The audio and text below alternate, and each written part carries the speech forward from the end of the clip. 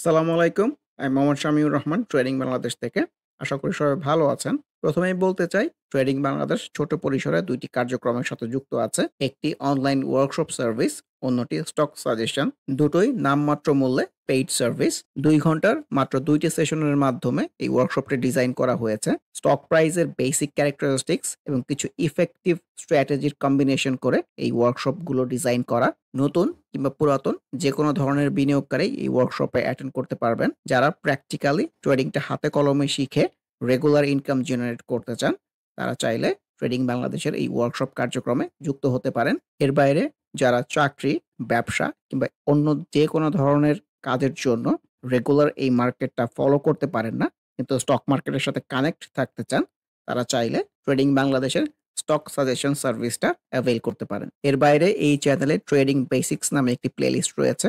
এটি মূলত ট্রেডিং শেখার প্লেলিস্ট। ক্যান্ডেলস্টিক এবং এর বিভিন্ন প্যাটার্ন, বিভিন্ন effective strategy, for example moving average trading strategy, upswing এর বিভিন্ন ফেজ এবং এই ফেজে ট্রেড প্ল্যান করার কোনো স্কোপ আছে কিনা, কিংবা বাউন্স ব্যাক ক্যান্ডেলগুলো কেমন হতে পারে, এসব সহ ট্রেডিং সংক্রান্ত বিভিন্ন বিষয়ের উপর ভিডিও দেয়া আছে। যে যেখানে আছেন সেখান থেকেই ট্রেডিং বেসিক্স প্লেলিস্টটি ফলো করে ট্রেডিং সম্পর্কে আইডিয়া নিতে পারেন। আলোচনার শুরুতে যদি ইন্ডেক্সটা নিয়ে বলি, ইন্ডেক্সের ক্যান্ডেল ওয়াইজ রিফ্লেকশন তো আসলে ভালো না।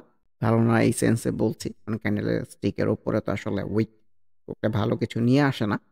এটা আমরা এইখানেও দেখেছি, এইসব জায়গাতেও দেখেছি। তারপরে কিন্তু কারেকশনটা এই মার্কেট এক্সপেরিয়েন্স করেছে। আরেকটা বিষয় যেটা মেনশন করতে চাই, এই মুভিং এভারেজ গুলাই কিন্তু এর আগে রেজিস্ট্যান্স হিসেবে কাজ করেছে। এটাও একটা স্টক প্রাইসের বেসিক ক্যারেক্টারিস্টিক্স।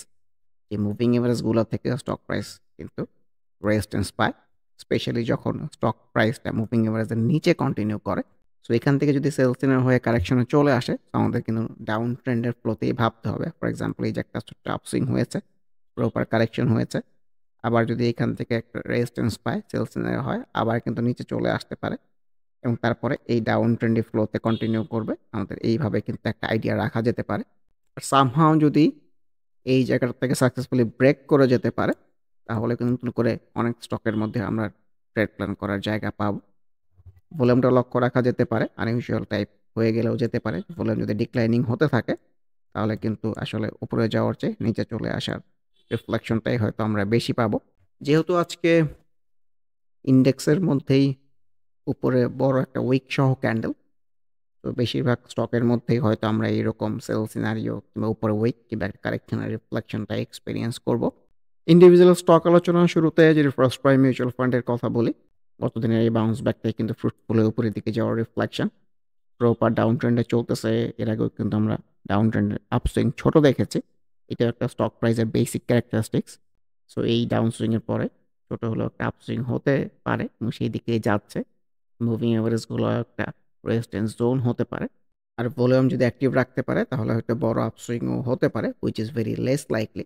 আমরা টেকের কথাও বলতে চাই। সবসময় যেটা বলি যে বাউন্স ব্যাকের পরের দিনের রিফ্লেকশন ভালো না হলে মোস্ট অফ দ্য কেসেস কিন্তু আসলে আপসুইংটা উপরের দিকে যায় না, যেহেতু ভলিউমটাও ডেভেলপ করে নাই। সো এক্সপেক্টেড নতুন করে কারেকশনের ফ্লো। এসিআই রিফ্লেকশনও খুব একটা ভালো মনে হচ্ছে না। একমে পেস্টিসাইড ভলিউমটা ছোট পরিসরে একই লেভেলে আছে। সামহাও যদি একটা রিচার্জ জেনারেট করতে পারে, নতুন করে ট্রেড প্ল্যান করার স্কোপ ক্রিয়েট হতে পারে।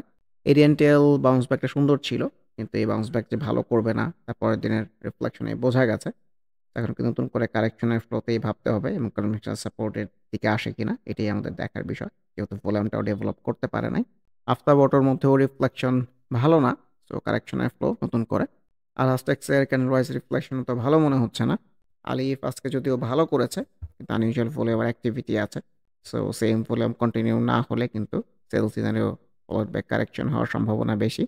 আমান ফিডের কথাও বলতে চাই, বাউন্স ব্যাকটা ভালো ছিল, কিন্তু বাউন্স ব্যাকের পরে রিফ্লেকশন ক্যান্ডেল ওয়াইজ ভালো দেখাতে পারতেছে না, ভলিউমটাও অ্যাক্টিভ করতে পারে নাই। সো এক্সপেক্টেড তো কারেকশন। সো দেখা যাক। এশিয়াটিক ল্যাবের মধ্যেও কিন্তু রিফ্লেকশনটা ভালোই বলতে চাই। সেল সিজনের পরে কারেকশনের উপরের দিকে যাওয়ার রিফ্লেকশন। ভলিউমটা ডেভেলপ করতে হবে এখান থেকে প্রপার আপসুইং হতে চাইলে। মঙ্গজের মধ্যেও ভালো রিফ্লেকশন পাওয়া গেছে এই প্রপার কারেকশনের পরেই। গতকালের ক্যান্ডেলটাও বাউন্স ব্যাক টাইপ ছিল, যদিও খুব একটা ক্লিয়ার কোনো কিছু ছিল না। ভলিউম ডেভেলপ করতে হবে ইনফ্যাক্ট এই জায়গা থেকে ভালো করতে চাইলে। বেরিথাই তো আজকেও ভালো রিফ্লেক্টেড হয়েছে। So BD Thai, central Pharma, KPPL, OL এগুলোর মধ্যেও কিন্তু সেল সিনারিও আছে। সো বিডি থাইয়ের মধ্যে আনইউজুয়াল টাইপ ভলিউম হলেও হতে পারে। সেই ধরনের ক্ষেত্রে sell scenario followed by correction. BD Thai food ভলিউমটা খুবই সুন্দর ডেভেলপ করেছে। আজকে ক্যান্ডেল ওয়াইজ রিফ্লেকশন ভালো না। সামহাউ আরেকটা বাউন্স ব্যাক ম্যারিটাস টাইপ সিনারিও হলে এটা কিন্তু সুন্দর ট্রেড প্ল্যান করার জায়গা হতে পারে। সো অবজারভেশনের ভেতরে রাখা যেতে পারে। রেস খুবই সুন্দর রিফ্লেক্টেড হচ্ছে। এটাই দেখতে চাই আপসুইংটা আসলে কোথায় গিয়ে শেষ হয়। বেস্ট হোল্ডিং এর কথা বলতে চাই। ইন্ডিভিজুয়াল ক্যান্ডেল বললে ক্যান্ডেলটা ভালো না, কিন্তু কারেকশনের প্রেক্ষাপট থেকে বললে এটাও একটা বাউন্স ব্যাক হতে পারে। অ্যাপ্লাইমিটিস ভলিউমটা ডেভেলপ করতে পারছে কিনা এটাও একটা ভাইটাল পয়েন্ট হবে। BRAC bank sell scenario type রিফ্লেকশনই বলতে চাই। সেন্ট্রাল ফার্মার মধ্যেও কিন্তু ক্যান্ডেল ওয়াইজ সেল সিনারিও, যদিও ভলিউমটা অ্যাক্টিভ আছে, সুইঙ্গার ফেস হলেও হতে পারে। সিভোপিয়ারল আনইউজুয়াল ভলিউম মনে হচ্ছে, ভলিউম কন্টিনিউ হলে সুইংটার উপরের দিকে যেতে পারবে হয়তো। ঢাকা রাইং আনইউজুয়াল ভলিউমের পরে কিন্তু ভলিউম ডেভেলপ করতে পারে নাই। এক্সপেক্টেড কারেকশন যেটা আমরা এইখানে এক্সপিরিয়েন্স করেছিলাম, এখান থেকে ছোট হলেও কারেকশন হয়েছিল। এক্সপেক্টেড তো correction as a whole trendy সিনারিওর মধ্যে আছে। ডেল্টা স্পিনিং ভলিউমটা সামহাও ধরে রাখতে পেরেছে। ডিক্লাইনিং হতে না থাকলে কিন্তু সুইংটা উপরের দিকে যেতে পারবে হয়তো। মুভিং এভারেজ থেকে দূরে কখনোই সেফ ট্রেড প্ল্যান করার জায়গা না। ডিএসএসএল বাউন্স ব্যাকটা ফ্রুটফুল হবে বলে মনে হচ্ছে না। Expected correction. ডাচ বাংলা ব্যাংকের মধ্যে আনইউজুয়াল টাইপ বলে আমার অ্যাক্টিভিটি আছে। প্রিভিয়াস সুইং টপগুলোর রেজিস্ট্যান্সের জায়গাটাও হতে পারে। ইপিজিএল এর কথা বলতে চাই, আজকে কিন্তু অনেক বেশি ভলিউম পেয়ে গেছে। সো মুভিং এভারেজ থেকে দূরে কখনোই সেফ ট্রেড প্ল্যান করার জায়গা না। একটা সেল সিনো টাইপ ক্যান্ডেল কিংবা কারেকশনের ফ্লোতে কিন্তু চলেও আসতে পারে। ফারকে কারেকশনের ফ্লোতেই ভাবতে হবে। ইন্স্যুরেন্স সেক্টরের মধ্যে কিন্তু বাউন্স ব্যাক টাইপ আছে। অনেক ইন্স্যুরেন্স সেক্টর নিচ থেকে ট্রাই করতেছে। For example federal insurance volume যদি ডেভেলপ করতে পারে, এখান থেকেও কিন্তু একটা আপসুইং হতে পারে। ইস্টার্ন ইন্স্যুরেন্সের মধ্যেও পজিটিভ রিফ্লেকশন দেখা গেছে। ফাইন ফুডস তো উপরের দিকে যেতে চাচ্ছে, সামহাউ ভলিউমটা যদি অ্যাক্টিভ রাখতে পারে। ফং সিরামিক রিফ্লেকশন ভালো না। জিবিপি পাওয়ার আজকে ভালো করলেও আনইউজুয়াল টাইপ ভলিউম হলেও হতে পারে। Sell scenario followed by correction experience হতে পারে। গোল্ডেন হারভেস্টের আজকে রিফ্লেকশনও ভালো বলতে চাচ্ছি না। জিআইবির মধ্যেও কিন্তু হাফ ওয়াটেড বাউন্স ব্যাক। গ্লোবাল ইন্স্যুরেন্সেরও রিফ্লেকশনটা কিন্তু ভালো। গোল্ডেন সন ছবির মতো মুভিং এভারেজ থেকে সেলস নেওয়া হয়েছে, রেজিস্ট্যান্স পেয়েছে। ভলিউম ডিক্লাইনিং হতে থাকলে কিন্তু প্রপার কারেকশনের রিফ্লেকশনে ভাবতে হবে। এইচআরটেক্স ভলিউম অ্যাক্টিভ রাখতে পেরেছে, সুইংটা উপরের দিকে যাচ্ছে। সেটাই দেখতে চাই সুইংটা আসলে কতটুকু কন্টিনিউ হয়। আইসিবির মধ্যেও কিন্তু বাউন্স ব্যাক টাইপ সিনারিও মনে হচ্ছে। ইফাদটোস তো আজকেও ভালো করেছে। ভলিউমটা লক্ষ্য রাখতে হবে। নরমালি আনইউজুয়াল ভলিউম হয়ে গেলে তো একটা sell scenario followed by correction experience হয়। কোহিনূরের মধ্যেও ক্যান্ডেল ওয়াইজ রিফ্লেকশনটা কিন্তু খারাপ না। লিস্ট কারেকশনের পরে এটাও ট্রেড প্ল্যান করার জায়গা এটাই মনে হচ্ছে। ভলিউমের অ্যাক্টিভিটি লাগবে ইনফ্যাক্ট এখান থেকে ভালো করতে চাইলে। কেপিসিএল এর আজকের রিফ্লেকশনটাও ভালো। So let's C. কেপিপিএল আবারও সেল সিনারিও জেনারেট করেছে। যদি এর আগেও আমরা এইসব সেল সিনারিও থেকে কিন্তু কারেকশন না হয়ে উপরের দিকে যাওয়ার রিফ্লেকশন দেখেছি, এখানেও দেখেছি, এখানেও দেখা যাচ্ছে। তো কোনো না কোনো সেল সিনারিও কিন্তু শেষ সেল সিনারিও হবে। তারপরে কিন্তু প্রপার কারেকশনে চলে আসতে পারে। যেহেতু ভলিউমটা অ্যাক্টিভ আছে, সুইঙ্গার ফেস হলেও হতে পারে। সেটাই দেখতে চাই। এই টোটাল আপসুইংটা কোথায় গিয়ে শেষ হয়। লেগেসি ফুটের ক্যান্ডেল ওয়াইজ রিফ্লেকশন খারাপ না। মালিক স্পিনিং, ম্যাক্সওয়েল স্পিনিং কোনোটার সিনারি ভালো না। কারেকশনের reflection same goes for Matin. মেঘনা ইন্স্যুরেন্সও কিন্তু একটু স্টেবল হওয়ার চেষ্টা করতেছে। ছোট হলেও আপসুইং হতে পারে ভলিউম যদি ডেভেলপ করতে পারে। মেঘনা লাইফ ভালো করলেও কিন্তু আনইউজুয়াল টাইপ ভলিউম থাকতে পারে। আর এর চেয়েও বেশি ভলিউম যদি ডেভেলপ করে দেন কিন্তু সুইংটা উপরের দিকে যেতে পারবে। মিডল্যান্ড ব্যাংক প্রপার কিন্তু এই ডাউন ট্রেন্ডের ডাউন সুইং এর পরে ছোট হলেও একটা আপসুইং হয়ে আবারও সেলস সিগন্যাল জেনারেট করেছে। সো কেয়ারফুল হয়ে যাওয়া যেতে পারে। এমএল ডাইং এর মধ্যেও candle wise sell scenario, volume wise unusual volume. মনেসিরামিকের রিফ্লেকশন তো ক্যান্ডেল ওয়াইজ ভালো। লিস্ট কারেকশনের পরে এই টাইপের সিনারিও এসছে। ভলিউম ডেভেলপ করতে পারলে ছোট হলেও এখান থেকে আপসুইং হতে পারে। মন্দ ফ্যাব্রিক্সের candle wise volume wise reflection খুব একটা ভালো বলতে চাচ্ছি না। নাহির মধ্যেও রিফ্লেকশন খুব একটা ভালো না।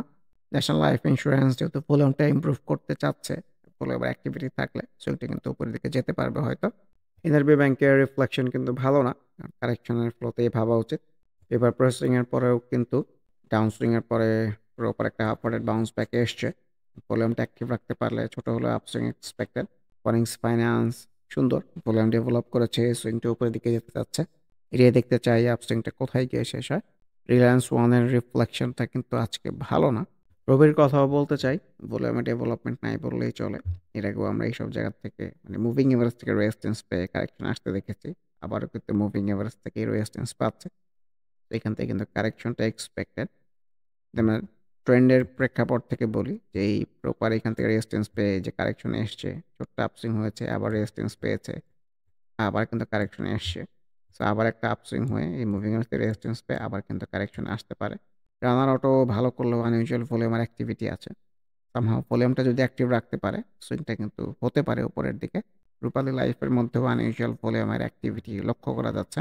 Same goes for Saif power, এর মধ্যেও কিন্তু unusual volume, sales in type candle, expected correction. সালভার কথাও বলতে চাই, গতকালের বাউন্স ব্যাকটা সুন্দর ছিল, অনেক লালের পর একটা সবুজ ক্যান্ডেল, কিন্তু এটা যে খুব একটা ফ্রুটফুল হবে বলে মনে হয় না। তার রিফ্লেকশন কিন্তু আজকের ক্যান্ডেল যে বাউন্স ব্যাকে পরের দিন ভালো করতে পারে নাই, ভলিউমটা ডেভেলপ করতে পারে নাই, এক্সপেক্টেড কিন্তু কারেকশন। নিচে এসে সামহাও যদি একটা বাউন্স ব্যাক রিটেস্ট পাওয়া যায়, এটা খুবই সুন্দর ট্রেড প্ল্যান করার জায়গা হবে। সমরিতা ভলিউমটা অ্যাক্টিভ আছে, সুইংটা উপরের দিকে যেতে যাচ্ছে। So let's C. Sonargaon reflection ভালো মনে হচ্ছে না। ভলিউম ডিক্লাইনিং হতে থাকলে কিন্তু কারেকশন হয়ে চলে আসতে পারে। তাল্লু ক্যান্ডেল ওয়াইজ রিফ্লেকশন তো ভালো না, কিন্তু ভলিউমটা অ্যাক্টিভ রাখতে পেরেছে। So let's see. TILL volume active রাখতে পারলে আপসুইং হতে পারে। ট্রাস্ট ব্যাংকের মধ্যে রিফ্লেকশন তো ভালো, ভলিউমের অ্যাক্টিভিটি লাগবে। উত্তরা ব্যাংকের মধ্যে আনইউজুয়াল টাইপ ভলিউমের অ্যাক্টিভিটি আছে। পরিশেষে ইন্ডেক্স নিয়ে যদি আরেকটু বলতে চাই, যে আমাদের দেশের মার্কেটের একটা বেসিক ট্রেন্ড কিংবা বাজার ট্রেন্ড যেটাই বলেন না কেন, ইন্ডেক্সের উপরে কিন্তু অনেক কিছুই ডিপেন্ডেন্ট হয়। তো ইন্ডেক্সের মধ্যে সিনারিও ভালো না।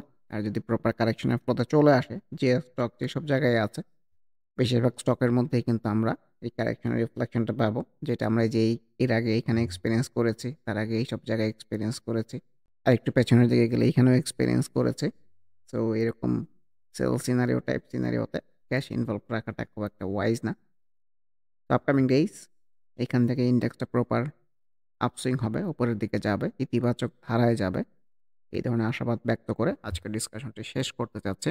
আবারও মনে করিয়ে দিতে চাই, যারা নামমাত্র মূল্যে প্র্যাকটিক্যাল ওয়েতে ট্রেডিংটা হাতে কলমে শিখে রেগুলার ইনকাম জেনারেট করতে চান, তারা ওয়ার্কশপ অ্যাটেন্ড করতে পারেন। এর বাইরে এই চ্যানেলের ট্রেডিং বেসিক্স প্লেলিস্টের ভিডিওগুলো দেখে যে যেখানে আছেন সেখান থেকে ট্রেডিং সম্পর্কে আইডিয়া নিতে পারেন। এর বাইরে স্টক সাজেশন কার্যক্রমেও যুক্ত হতে পারেন।